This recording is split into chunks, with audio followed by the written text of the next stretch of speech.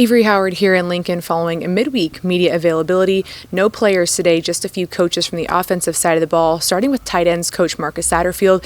He shared with us the growth and leaps he's seen from the guys in his room so far in fall camp. Coming off his surgery that he had in January, is moving around really well right now. Just, every day. He's still, we talk about all, he's still been in less than 200 or 50 double teams in his lifetime. So just getting used to play in the box in that area, all the receiver stuff, route running things, that comes with ease for him. And he's really, athletic and has some great traits and can be a mismatch out there. Where he is there is good. We just have to get the physical component for his game to catch up, to everybody else. Heinrich, from spring to now, is a total different tight end. I'm really proud of the steps that he's taken from the spring to the summer camp, from week 1 to week 2, from week 2 to week 3.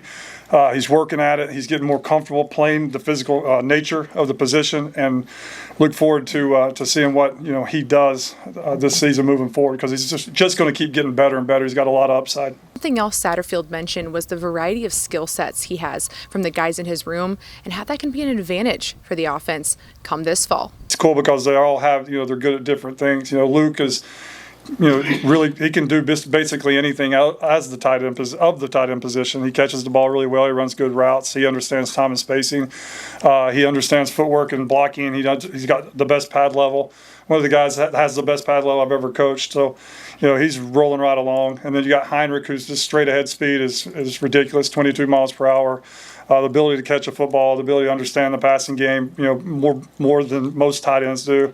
And then Carter, who's just, a super athlete, big, explosive, can change directions, good route runner. And then now he's transitioning to kind of like Heinrich did in the spring, because, Carter didn't get to do any of that this spring. So he'll catch up and he'll start making big leaps here moving forward in the next couple weeks. Next, we heard from running backs coach E.J. Barthel, who shared the development he's seen from Emmett Johnson year after year in this program, and now he's really on that last step, which has been the physical side of his game and the strength he's added as he gears up for a big season this fall. Going through the 4-year car wash. He's going into his 3rd year with us, and he's developed every aspect of his game. Started with just seeing reads. It started with pass protection. Now it's, as he's accomplished all of the things of the running back position, now he's really at the last stage and really focused on his body. Really focused last offseason, really started to really put the hammer on him as far as getting his weight right. And now he's carrying 205, 203 consistently, and he can tell the difference. We can tell the difference. He's running behind his pads.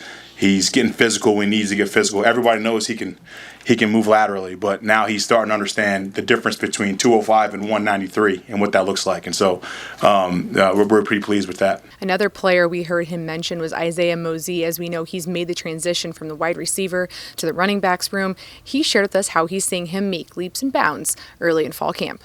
Literally, the kid in space is pretty special. He has just natural instincts in space. So that's kind of our plan with him, and just gradually get him right as far as the transition from wide receiver to running back. It's going to take some time. He's doing an excellent job, but he has natural God-given abilities, probably from his father, who's on our staff, obviously.